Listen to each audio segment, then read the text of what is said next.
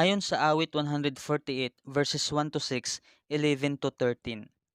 Purihin si Yahweh, purihin ang Diyos nitong kalangitan, kayo sa itaas siya'y papurihan. Ang lahat ng anghel magpurit magdiwang, kasamang hukbo roong karamihan. Ang araw at buwan siya ay purihin, purihin din siya ng mga bituin. Mataas na langit siya ay purihin, tubig sa itaas gayon din ang gawin. Siyang may utos na kayo'y likhain, kaya ang ngalan niya ay dapat purihin. Kanyang itinatag kanilang kinalagyan, hindi magbabago magpakailanman. Pupurihin siya ng lahat ng tao, hari at prinsipe, lahat ng pangulo, babae at lalaki, mga kabataan, matatandang tao at kaliit-liitan. Sa ngalan ni Yahweh magpuri ang lahat. Ang kanyang pangalay pinakamataas sa langit at lupa'y malulhating ganap. Purihin si Yahweh. Amen.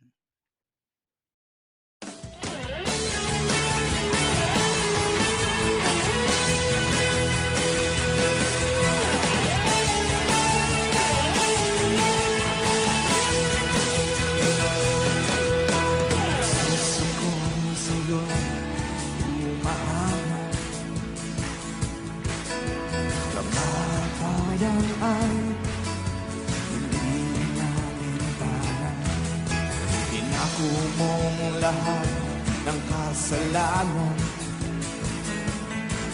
sa Diyos ikaw ay nawalay, buhay ko ang pinalayan. Purihin ka, Jesus. Purihin ka, Jesus. Dahil sa'yo ako'y malaya na, tinapos mo na ang lahat ng pagdurusa. Bilisan mo ang lahat, patungo sa Ama. Salamat, Jesus, sa iyong dakilang gawa.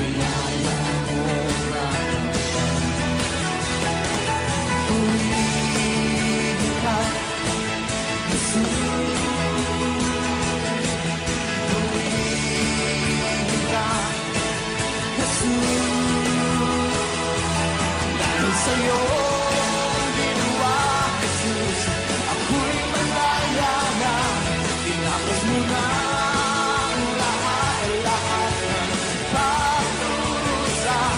Bilisan mo ang daan, patungo sa Ama. Salamat, Jesus, sa iyong dakilang gawa.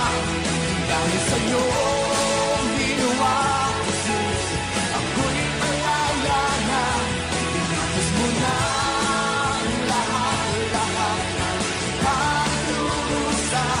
Bilisan mo ang daan, patungo sa Ama.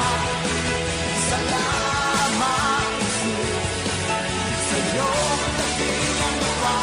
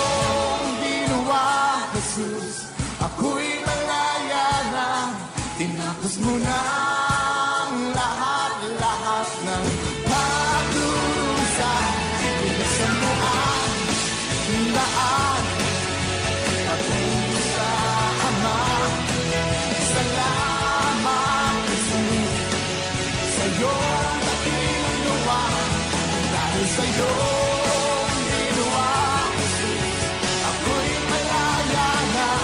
Tinapos mo na lahat ng pagdurusa. Binusan mo ang daan patungo sa Ama.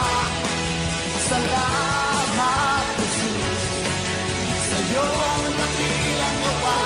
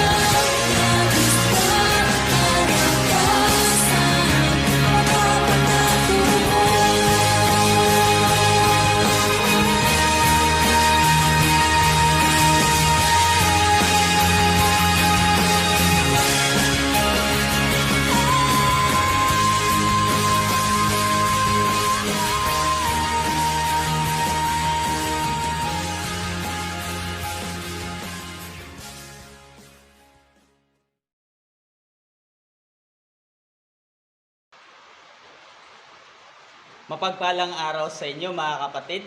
Bago po ang lahat, ako po'y bumabati sa inyo ng Merry Christmas. Yan, amen, praise the Lord. Kumusta na po kayo? Naway kayo po ngayon ay nasa mabuting kalagayan ayon sa habag at biyaya ng ating Panginoon. Amen? Glory to God po.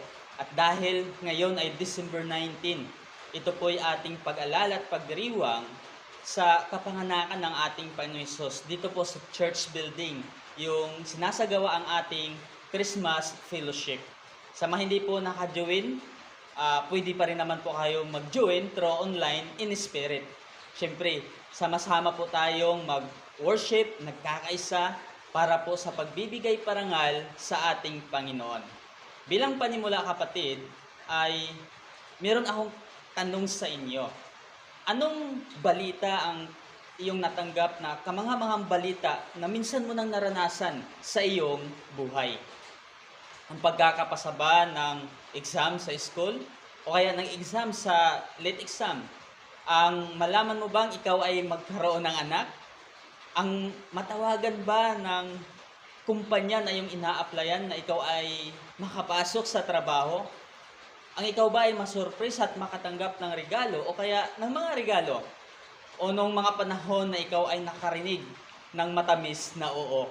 Alin man dito kapatid, base sa iyong opinion at naranasan marahil, ito nga ay kamanghamanghang balita para sa iyo.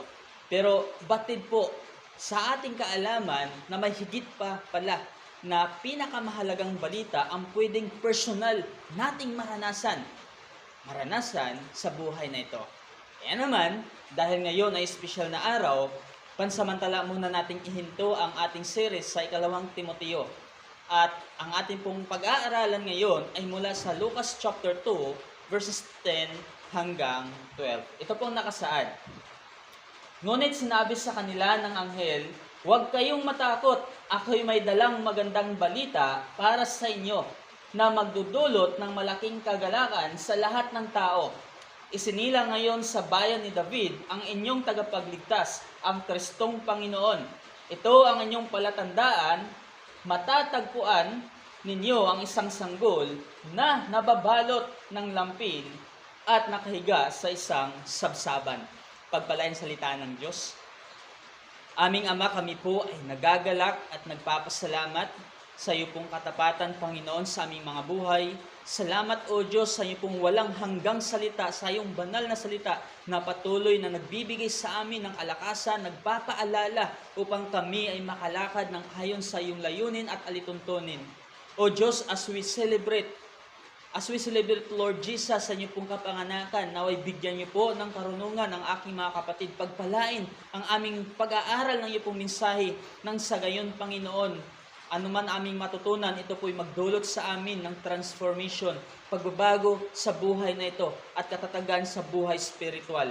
Ang iyong abang lingkod ay itago mo sa iyong likuran, kay lamang siyang mabigyan po namin ng lulhatit parangal. Ito aming panalangin sa pangalan mo, Jesus. Amen. Ayan, praise the Lord. Mga kapatid, ang ating pong tatalakayin ngayon na tema ay ang kamanghamanghang balita. Wow! Ang wonderful news na ito ay tiyak tayo na hindi lamang para sa ilan, ngunit ito ay para sa pangkalahatang na tao sa sangkatauhan. At ito ay walang iba kundi patungkol sa ating Panginoon Jesucristo na naging dahilan ng ating pagdiriwang ngayon ng Pasko. At actually, yung Pasko po ay hindi po yan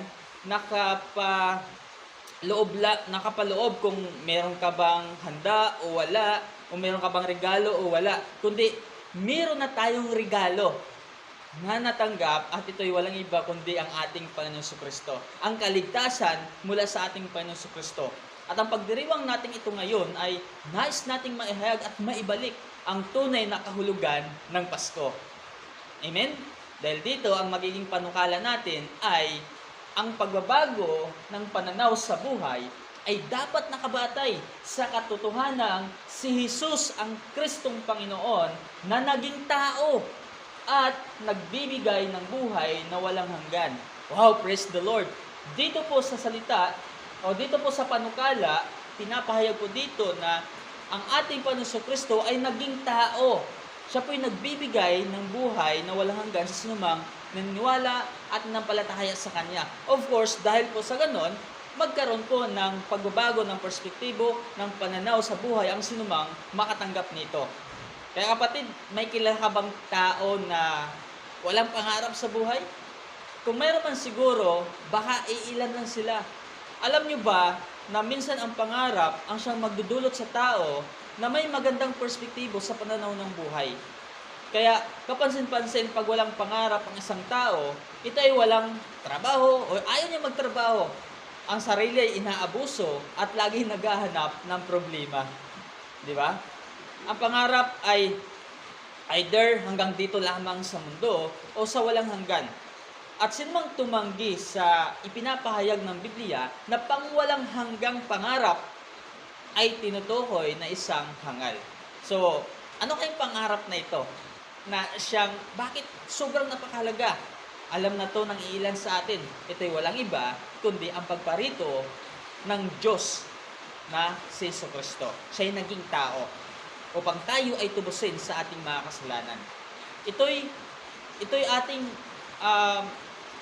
mapapaniwalaan yung kasaysayan na pinapahayag ng Biblia and even yung mga historian during the time na nagpahayag na may naparito na manliligtas. At alam niyo po ba na ang sino man sa atin na makatanggap sa walang hanggang buhay, ito po'y ating meron po tayong katiyakan through the Lord Jesus Christ. Tiyak po tayo na lilisan naman tayo sa mundong ito Pero ang mahalaga, makapanahan ba tayo sa kabilang buhay sa langit? Kung paano ito makakamtan, ito ang mga balita na ating pag-aaralan. Sa kabilang banda, kapag minamahal natin ang ating sarili kaysa sa Panginoon, tiyak akong ikaw ay nababalot ng takot sa buhay. Isang halimbawa nito ay ang aking kilala. Siya'y matapang, minsan pa nga naghahamon ng away, lalo na kapag full tank na. Grabe no? Pero sa tuwing makakita siya ng dugo ng tao, siya'y nanghihina. May pagkakataon pa nga nawalan ng malay. Ibig sabihin, sa kabila ng ating pagiging matigasin, may mga sitwasyong nakahain upang ihahayag sa atin na tayo ay may limitasyon at kahinaan rin. Amen? Ngayon, bakit ko ito nasabi? Sapagkat sa naging pahayag ng anghel sa mga apostol, dito sa Lucas chapter 2 verse 10a, ang sabi, ngunit sinasabi sa kanila ng anghel, huwag kayong matakot. Wow! Ano ba yung nararamdaman po ninyo kapag narinig ninyo sa ibang tao na huwag kayong matakot? Do not be afraid. Fear not. At alam niyo po, napakadaming naihayag dito sa Biblia na huwag matakot. Actually, sasapat nga sa bawat araw sa loob ng isang taon. Ibig sabihin, ganun na lamang yung pagpapahalaga sa atin ng Diyos na sa buhay na ito, ano man yung ating makakasalubong, ano man yung ating matatanggap, ano man yung ating ma-encounter na mga problema, hamon, suliranin sa buhay, ay huwag matakot. Amen? So, ang kausap dito ng anghel ay ang mga pastol. Sa sinabing ito niya na huwag kayong matakot, nagpapahiwatig na huwag niyong mahalin ang iyong sarili. Pinapahayag ng talata na ang mga pastol ay natatakot. Ang pagkatakot po mga kapatid ay may kaugnay na parusa. Kung kaya, may espiritu sa mensahe na gustong iparating ng anghel sa kanila na nagpakita ako hindi upang parusahan kayo.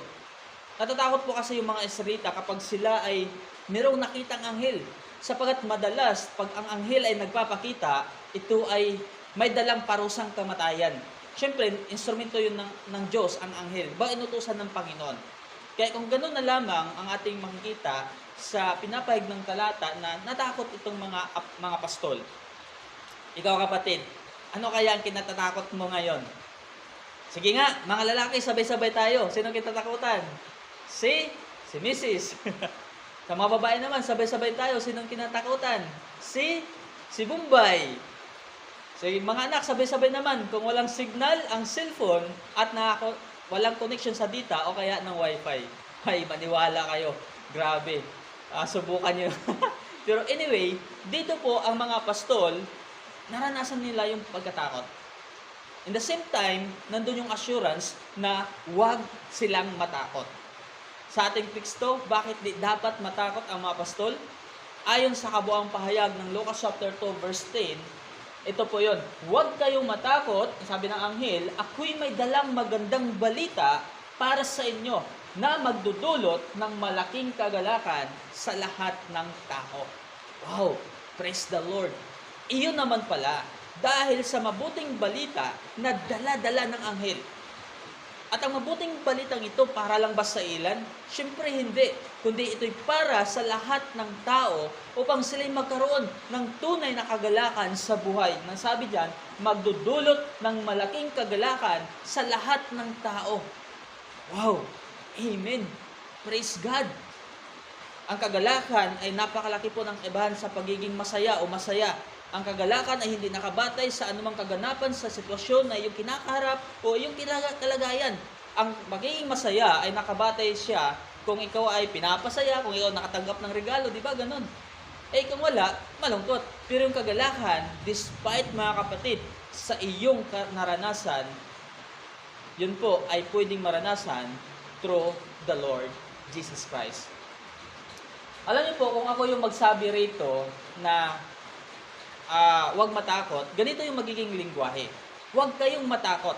Sa kabila man ng iyong dinaanang problema ngayon, anuman ang iyong nakaraan, ikaw man ay may iniindas sa iyong katawan, ang pitaka mo may walang laman, huwag kang matakot sapagkat ako'y may dalang magandang balita sa iyo na magdudulot ng kagalakan kahit ikaw ay may pinagdaan ng problema ngayon, kahit ikaw ay inuusig na yung nakaraan, kahit ikaw ay may iniinda sa iyong katawan, at kahit ang bulsa mo'y walang laman, huwag kang matakot. Amen? Dahil ang nilalaman ng kamamanghang balita, ayon sa Lucas chapter 2 verse 11 ay ito mga kapatid, isinilang ngayon sa bayan ni David ang inyong tagapagligtas, ang Kristong Panginoon. Para sa mga pastol, ang mensaheng ito, di dapat sila matakot dahil dumating o isinilang na ang tagapagligtas, ang Kristong Panginoon. Ang totoo niyan, ang mga salita, sila po ay nag-aantay sa paparating na Mesiyas. Ang Mesiyas, ayon sa kanila, ay ililigtas sila sa pagkasakop ng Roma. Pero ang Mesiyas palang dumating ay nagtatag ng spiritual na kaharian na hindi lamang sa isang bansa ang makinabang, kundi para sa lahat. Ang tagapagligtas na ito ay di namimili, basta't magtiwala at sumampalataya sa Kanya ay Kanyang ililigtas. Ililigtas sa tiyak ng kapahamakan ang mapunta sa naglalagablab na apoy ng impyerno. Hindi lingid sa ating kaalaman na tayo mga kapatid ay makasalanan at nawalay tayo sa Diyos Ama dahil sa kasalanan ni Iba at Adan.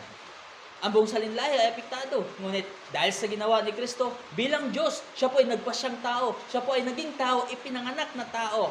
O ipinanganak, naging sanggol siya. Ito yung mabuting balita. Diyos, iniwan niya yung kanyang trono doon sa langit, pansamantala, at naging tao para sa ating kapakanan. Siya yung nagbukas ng lagusan upang makapanumbalik ang ating relasyon sa Diyos Ama. Amen. Wow. Praise the Lord. Tunay pong nakamamangha ang balitang ito.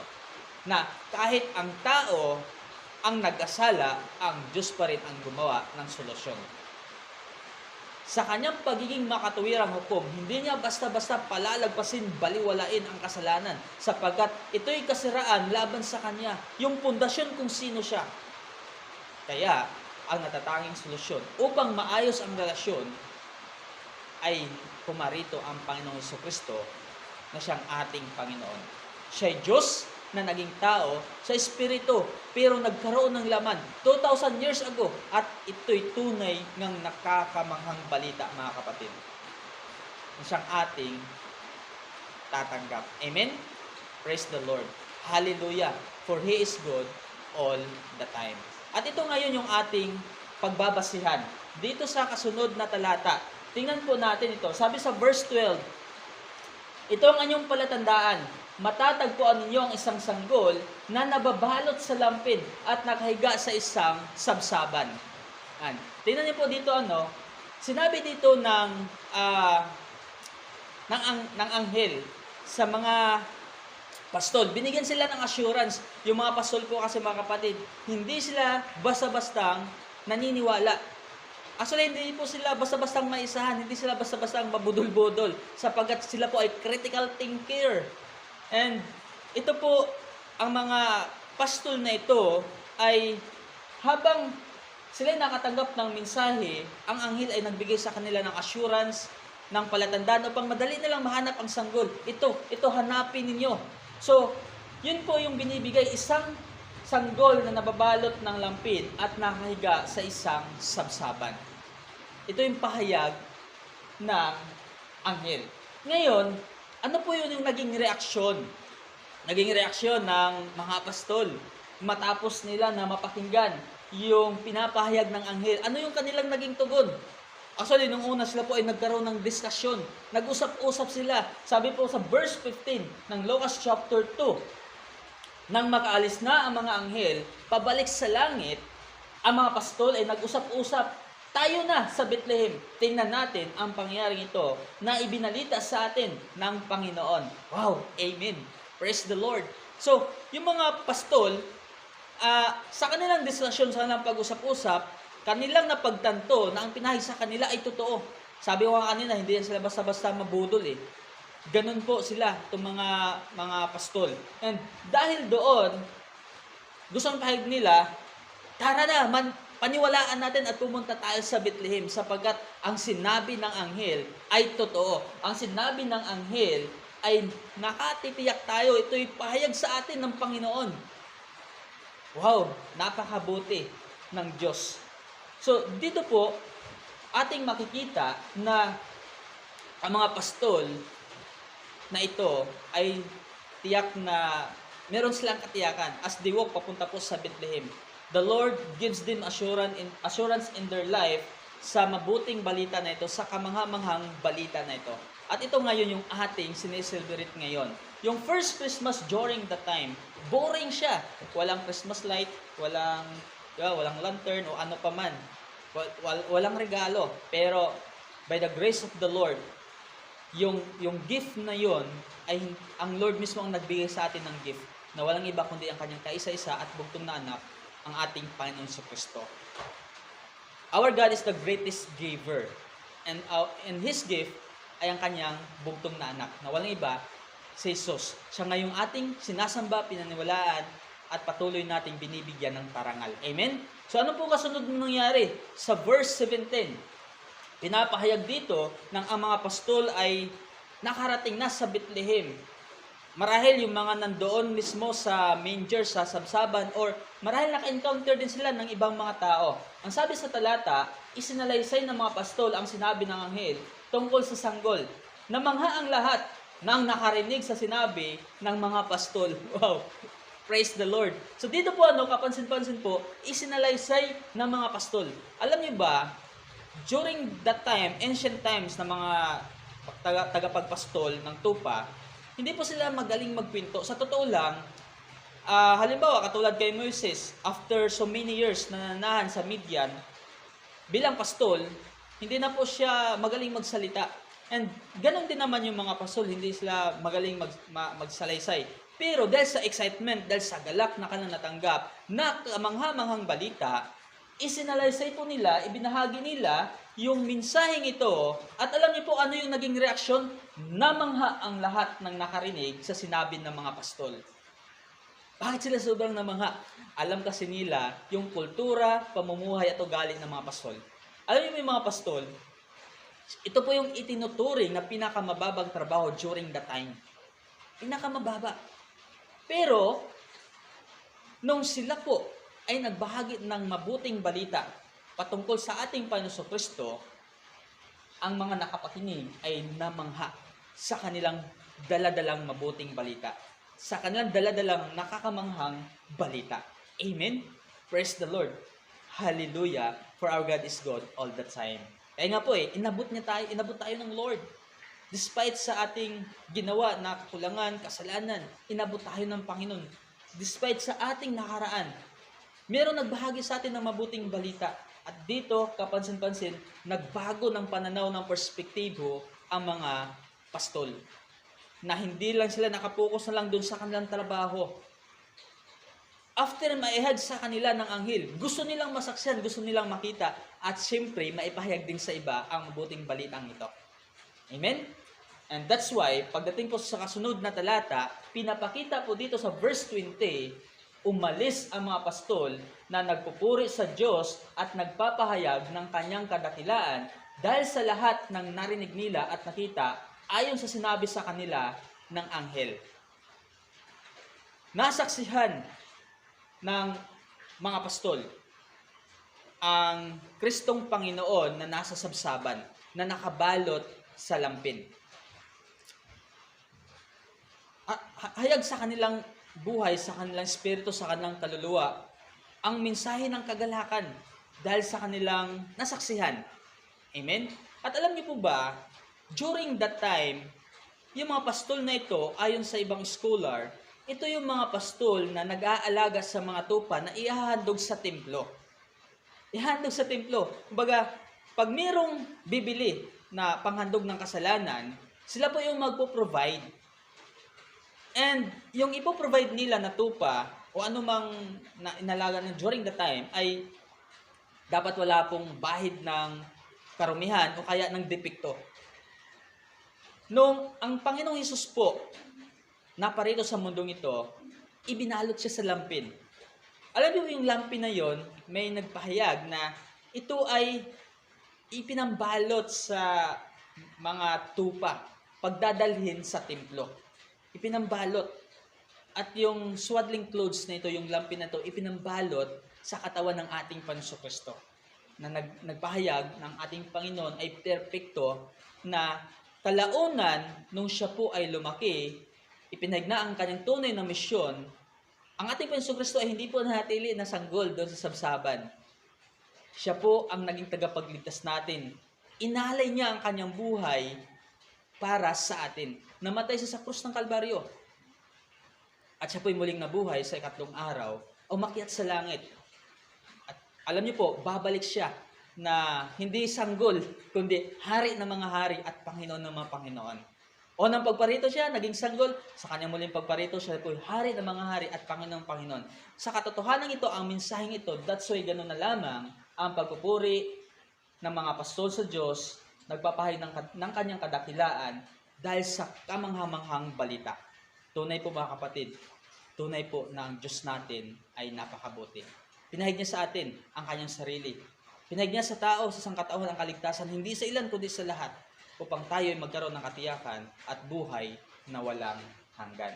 Kaya mga kapatid, balikan po natin yung ating panukala na ang pagbabago ng pananaw sa buhay ay dapat nakabatay sa katotohanang si Jesus ay ang Kristong Panginoon na naging tao at nagbibigay ng buhay na walang hanggan. Amen?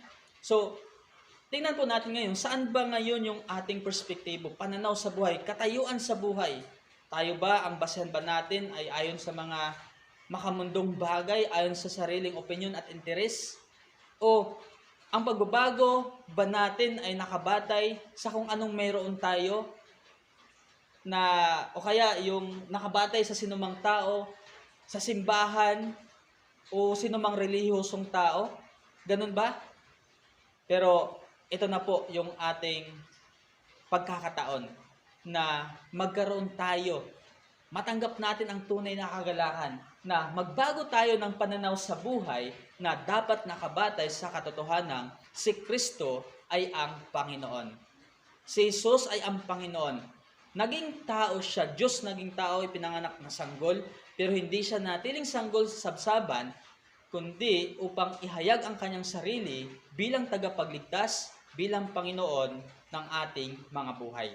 At pinatunayan yan sa pamamagitan ng kanyang ginawang misyon doon sa krus ng Kalbaryo, na sinumang manampalataya at manalig sa kanya ay hindi po mga kapatid na nakakatiyak po tayo mga kapatid na magkaroon ng katiyakan o assurance sa buhay na ito. Ang sinumang sumampalataya sa ating Panginoong Kristo, tatanggap sa kamanghamanghang balitang ito, ay tiyak po tayo na makakatanggap ng buhay na walang hanggan. Kaya naman, dito po sa ating mensahe na kung tayo po ay nagnanais na magkaroon ng buhay na walang hanggan, manampalataya at manalig na si Jesus ay Kristo ng iyong buhay. Ibig sabihin ng Kristo, Mesiyas. Mesiyas. Yung mga Israelita, nag-aantay sila ng Mesiyas. During the time, Ang inaantay nila ay Mesiyas upang iligtas sila sa physical na problema, physical pain o emotional pain during the time sa kanilang pagkasakop. Pero ililigtas po tayo ng Panginoon Kristo hindi lamang sa ganung kalagayan. In His proper time, iligtas sa ganung kalagayan. Pero higit sa lahat, yung spiritual nating sitwasyon na napalayo sa Diyos Ama, na walay tayo sa Panginoon at sa pamamagitan ng kanyang ginawa, yung kanyang pagparito na isang may ipanumbalik tayo sa Diyos Ama. At ito po ang katotohanan ito na kahit man napalayo tayo sa Diyos sa kasalanan, mayroong solusyon. Mayroong solusyon sa problemang ito. Mayroong solusyon sa spiritual na problemang ito. Tanging si Kristo lamang. Manalig at manampalataya sa Kanya. Kaya kapatid, alalahanin ang ating pamagat ngayon na ito po'y tunay na kamanghamanghang balita. Amen? Hallelujah! Praise the Lord. Let's pray. Father God, we worship you. We glorify your name. We praise you, Lord, sapagkat tunay po na napakabuti niyo po sa aming po mga buhay.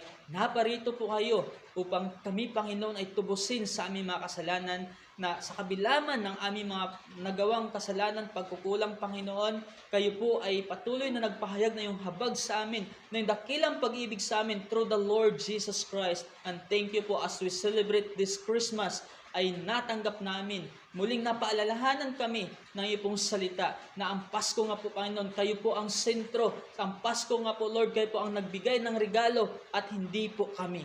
And ngayon nga po, Panginoon, as we celebrate, naway bigyan niyo po ng kagalakan sa puso ang aking mga kapatiran na sa paalalang ito ay muling mag-ignite, Lord, yung passion sa paglilingkod sa inyo na kami po ay mamuhay ayon sa iyong kalooban at layunin nga po, Panginoon, na sa kabila man ng mga hamon na aming pagdadaanan, ang regalo niyo po, Lord, ay di nababago magpakailanman. Ang regalo niyo po sa amin, kami po ay nakakatiyak at ito po ay pangwalang hanggan. Na higit sa lahat na anumang regalong aming matanggap mula sa kanino man, kayo po, O Diyos, ang nagbigay ng regalo sa amin na hindi mapapantayan.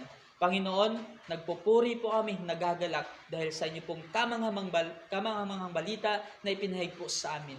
Pinagatiwala din po namin, Panginoon, ang aking mga kapatiran na anuman ang kanilang kalagayan ngayon, anuman, Panginoon, ang kanilang pong sitwasyon, sa ito man po ay pangangailangan sa physical, emotional, intellectual, at may sa buhay spiritual. Naway iunat niyo po inyo pong makapangyarihan at dakilang kamay, abutin ang kanilang pong mga pangailangan. At ganun din po sa aming mga kababayan ngayon, Lord, na sinalanta ng bagyong Odette, naway mahabag din po kayo sa kanila. Tulungan silang makaahon mula po, Panginoon, sa dilubyo na kanilang dinanas ngayon, na sila po ay bigyan, Lord, ng favor in your eyes. Abutin niyo po sila, Panginoon. Tustusan ang kanilang pong pangailangan sa financial, sa physical, higit sa lahat sa buhay spiritual, na sila ay magkaroon ng pag-asa nga po sa inyo. Maging Ama, yung aming pong dinanas ngayon na crisis, itong pandemya, we pray, O God, na kayo po ang mag-intervene in our situation nga po, na tuluyan ng masawata itong COVID-19 nga po, lalo na po yung concerned variant na Omicron. Lord, you are our Almighty God, powerful, the Lord of Lords and King of Kings. In you, Panginoon, all things are possible. We trust, Lord, sa inyo pong, kung sino po kayo sa amin pong mga buhay, sapagkat kayo po ang siyang Ama na po namin na mahabagin at ang inyong pong pag-ibig ay pinagkaloob sa amin. Ang lahat pong ito ay amin pong taos-pusong pasalamat at pagpupuri sa makapangyarihan at dakilang pangalan na aming Panginoon Hesus. Ito aming panalangin. Amen at amen. Maraming salamat po, mga kapatid. Muli, Merry Christmas po. To God be the glory.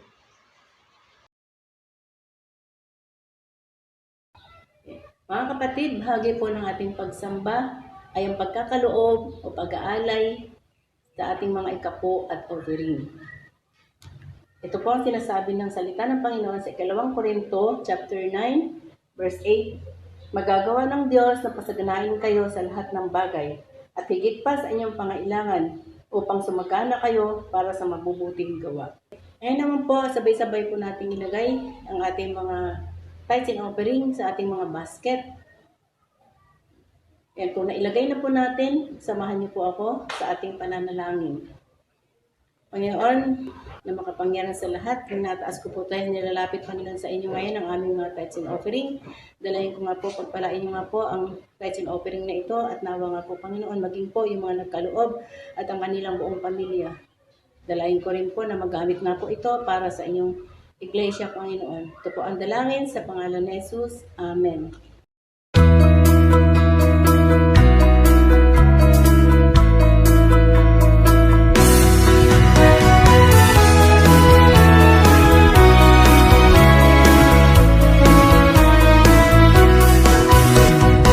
Angels we have heard on high, sweetly singing o'er the plains, and the mountains in reply echo back their joyous strains. Gloria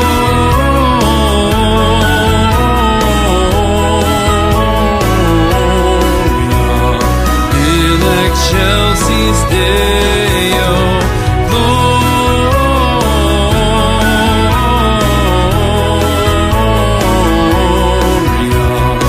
In excelsis Deo.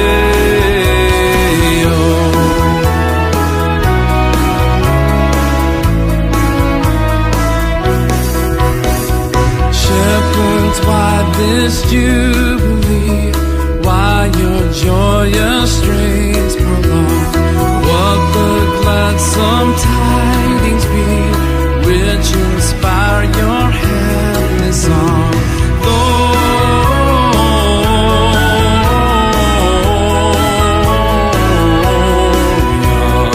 In excelsis Deo. Gloria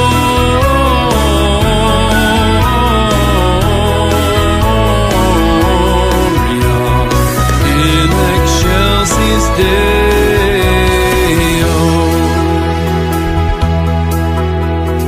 Come to Bethlehem and see him whose birth the angels sing. Come adore on bended knee, Christ the Lord, the newborn King.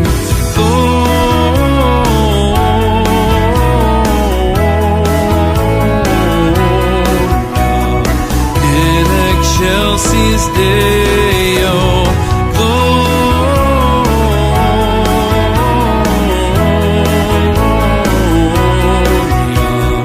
In excelsis Deo.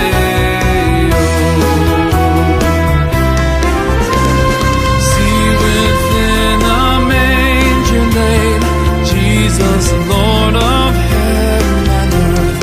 Mary, Joseph, lend your aid. With us sing our Savior's birth.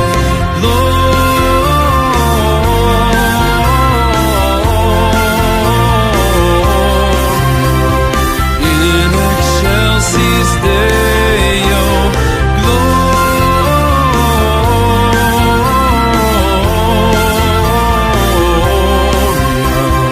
in excelsis Deo.